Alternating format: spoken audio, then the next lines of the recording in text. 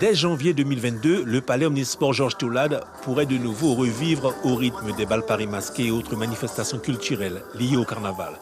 Et pour y parvenir, la CTG lance l'AMI, l'appel à manifestation d'intérêt. Un appel à projet dont l'ambition est de permettre une utilisation plus équitable du palais omnisport de Matoury.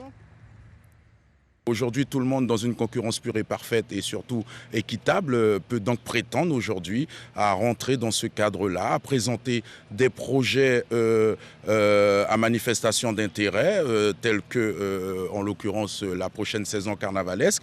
Et les fameux projets devront être liés à la promotion du carnaval guyanais et à son rayonnement. Nous soumettrons leurs projets Quel type de projet? Pour pouvoir tenir des soirées ou des événementiels au niveau du PROC.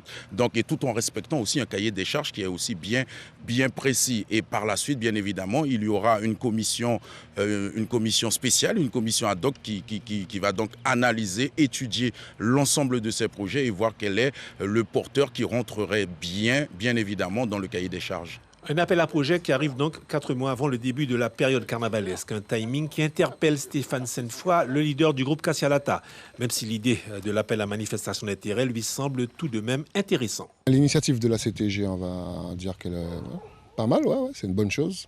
Mais après, s'il faut vraiment réfléchir dessus, je pense que ça arrive un peu tard. On fait notre demande, on dépose notre dossier, on a une fourchette jusqu'à fin octobre, on va dire, pour qu'on puisse avoir une réponse en mi-décembre, et le carnaval c'est en janvier, quoi. Alors en un mois, il faut préparer quelque chose? Non, même. Non, on peut pas. Pour vous, ça sera juste pour vous? Non, c'est compliqué. Après, on peut pas faire de l'à peu près. Mais Stéphane Sainte-Foy n'exclut pas, si le dispositif était reconduit pour 2023, de répondre à un appel à projet. Non, on pourra faire vivre le prog.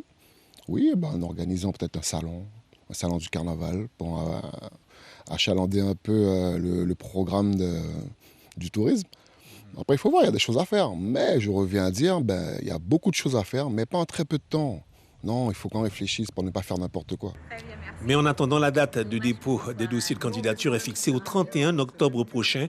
Reste une glorieuse incertitude, celle de l'évolution ou pas de l'épidémie de Covid-19 en Guyane d'ici le 10 janvier 2022, date de début de la période carnavalesque.